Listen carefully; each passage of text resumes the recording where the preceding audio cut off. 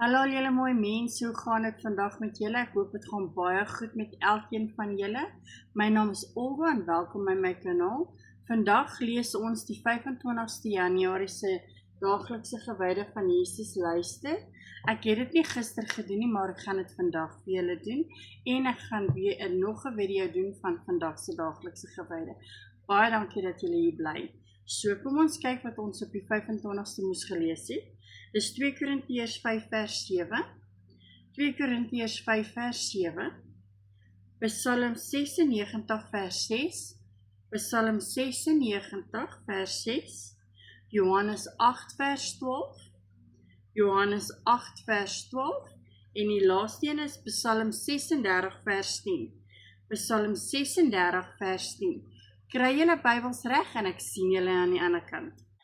Okay, so 2 Korintiërs 5 vers 7 staan daar, want ons lewe deur geloof, nie deur te sien nie.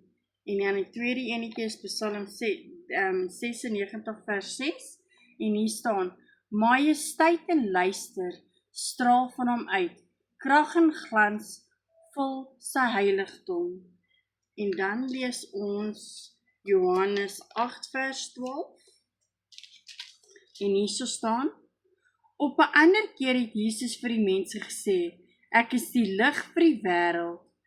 Wie my volg sal nooit in die duisternis lewe nie, maar sal die lig hê wat lewe gee.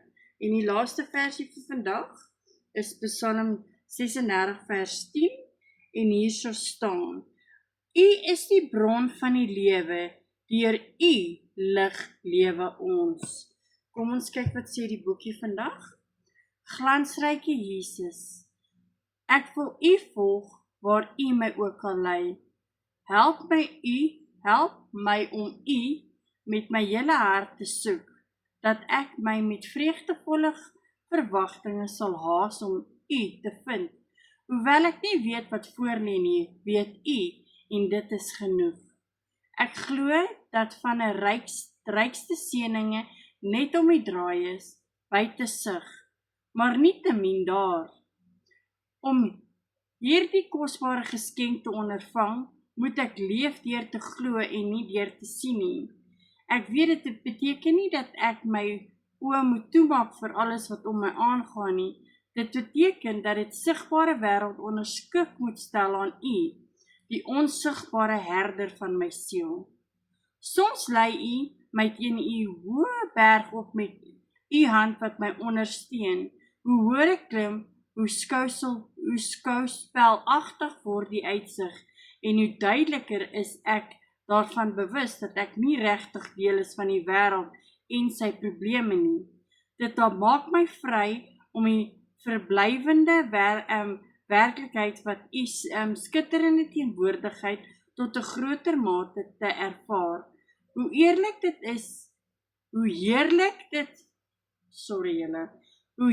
is dit nie om hierdie glorieryke oomblikke saam met U te deel nie.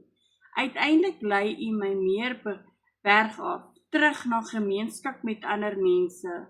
Mag die lig van U teenwoordigheid aanbou om oor my te skyn, sodat ek vir ander mense 'n seën sal wees. In die grootste naam Jesus. Amen. Baie dankie dat julle hier is, en ek gaan nou vir julle vandag sinne lees wat die 26ste Januarie is. So, ek sien julle nou weer daar. Bye!